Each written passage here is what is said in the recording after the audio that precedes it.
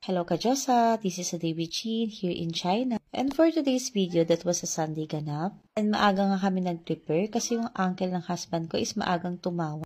His uncle invited us for lunch and the weather nga dyan is medyo makulimlim kaya malamig. Bitbit ko rin yung vitamins ng anak ko. Lately talaga, yung anak ko, super hirap pa inumin ng gamot tsaka vitamins, saka napaka-picky eater. Talagang umaasa lang yung anak ko sa breastfeeding. And I am a 1 year, 3 months breastfeeding mom. As in full breastfeeding yun. At malaking tipid pag breastfeeding mom ka kasi dito sa China, ginto talaga ang presyo ng gat. And yung ibang necessity needs ng baby, mas pricey compare sa Pilipinas. Other than that, yung mga local items naman nila o mga local products dito, much cheaper sa Pilipinas. Napapansin ko dito sa China, yung mga infrastructure nila, kahit magtayo sila ng mga building or any hotel dito or mga bahay, mini-maintain nila yung nature nila na maayos. Ang dami-daming puno, kaya hindi ganong polluted dito sa Hubei. At isa pa yung population nila dito, pansin ko more on matanda. Kasi sabi nila yung mga bata is pumupunta sa city para magtrabaho.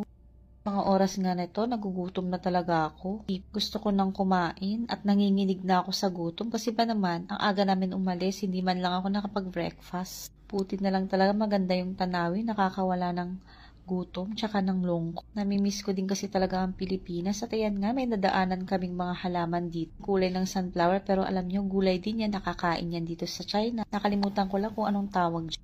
And pababa na nga kami niyan at dumaan muna kami sa store para bumili ng snack. Kasi alam nyo naman, pag breastfeeding mom ka, mabilis kang magutom. And yung mga bulaklak na yun, inas ko sa husband ko para saan yun. Ang sabi niya, bulaklak to yun ng patay. At ito na ngayon ang pamili. At nagsimula na nga kaming lumakad papunta sa bahay ng papa ng asawa ko. And i-flex ko lang yung mga bitbit ko. Parang nasa 53 RMB yata yung binayaran ko dyan. Here in China, walking is life talaga. May exercise ka. Pero at least, kahit maglakad ka dito ng mahaba, hindi ka papawisan kasi medyo malamig ang panahon. Tsaka maganda yung surroundings. Dito lang yata ako sa China, hindi inaatake ng high blood. Mga oras na to, medyo malapit na kami sa bahay nila grandma. And nakaka-good vibes talaga yung mga scenery na nakikita ko dito. At ito, dumating na nga kami sa bahay nila grandma. And tanaw na tanaw ko yung mga ngiti nila sa labi. Kitang-kita kung gaano nila kami na-miss. After Chinese New Year kasi hindi na kami bumalik dito. Ngayon lang uli kami nagpakita dito sa countryside. At excited na excited nga silang kunin agad si Xiaomu ko. At dito nga, binaba muna namin yung mga pinamili namin. Dito kami nag-i-stay pag nandito kami sa countryside. Yung mga snacks na binili ko.